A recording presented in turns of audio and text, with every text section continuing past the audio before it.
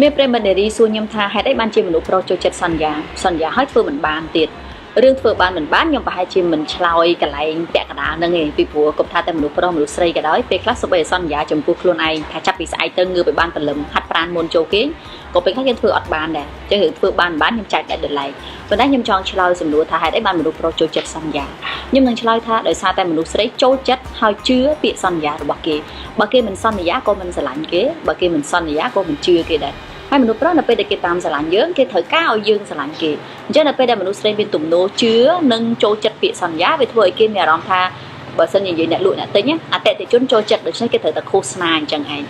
មនុស្សមួយចំនួនគាត់សន្យាដែលបានគិតថាធ្វើបានឬមិនបានមនុស្សមួយចំនួនសន្យាសិនដើម្បីឲ្យយើងស្រឡាញ់គេហើយនៅពេលដែលយើងស្រឡាញ់គេហើយបើស្រឡាញ់ទៅដំណើរការល្អគេព្យាយាមបំពេញដំណើរការមិនល្អគេក៏បានភ្លេចពាក្យសន្យានឹងបាត់ទៅខ្ញុំគិតថាវាទាំងសងខាងអ្នកសន្យាក៏មិនគួរសន្យាទាំងដឹងថាខ្លួនឯងមិនទាំងទាន់ច្បាស់ផងក៏ប៉ុន្តែទន្ទឹមគ្នានោះសំខាន់លើយើងមនុស្សស្រីដូចគ្នានៅពេលដែលគេសន្យាហើយយើងមកអង្គុយខូចចិត្តតាមក្រោយវាមកពីយើងជឿការសន្យានោះពេកខ្ញុំឧទាហរណ៍នៅពេលដែលខ្ញុំទិញសម្លៀកបំពាក់ឬក៏ទិញរបស់ប្រើប្រាស់ដែលអ្នកលក់គេឡង់សេវសាហាវហ្មងល្អចេះខ្ញុំប្រើបាន2ឬក៏3ខែហើយវាខូចខ្ញុំអត់ដែរជាមួម៉ៅអ្នកលក់អីហ្មងទេព្រោះតែពិតខ្ញុំដឹងហើយថាអ្នកលក់គេចេះតែឡង់សេអញ្ចឹងឯងតែខ្ញុំមិនបាននិយាយថាមនុស្សប្រុសទាំងអស់សិតតែអាក្រក់អញ្ចឹងទេប៉ុន្តែជាធម្មជាតិសូម្បីយើងជាមនុស្សស្រីក៏ដោយនៅពេលដែលយើងចង់បានអីមួយហើយដើម្បីឲ្យបានបើសិនជាយើងដឹងថាដើម្បីឲ្យបានតើតែសន្យាសូម្បីយើងក៏សន្យាដែរអញ្ចឹងសម្រាប់ខ្ញុំគិតថាមិនគួរណាជឿខ្លាំងពេកទៅលើពាក្យសន្យាទេ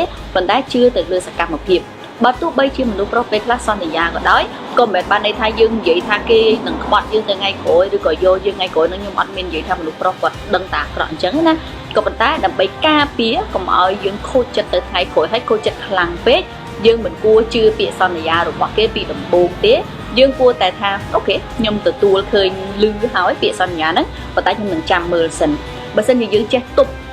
ការរំពឹងទុករបស់យើងខ្លះនៅពេលដែលគេធ្វើមិនបានដូចចិត្តយើងក៏មិនចាំបាច់ខកបំណងដែរ